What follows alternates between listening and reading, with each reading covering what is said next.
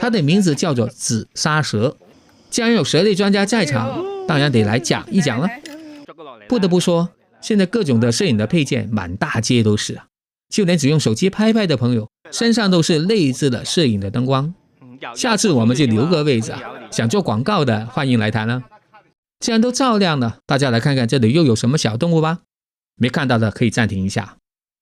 对了，就是一条小蛇，它是这个区域的土著啊，几乎每次必见。它的名字叫做紫砂蛇。既然有蛇类專家在場，當然得嚟講一講啦。呢條係紫砂蛇咧，我哋嘅老朋友咧，係啊。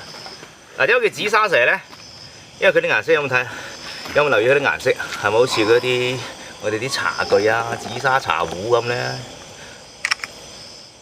佢其實係一種毒蛇嚟嘅喎，佢係一種後溝牙嘅毒蛇嚟嘅喎，佢係屬於嗰個屋蛇科，其實係一種好小型嘅毒蛇啦。嗱。估計呢條係一條雄性。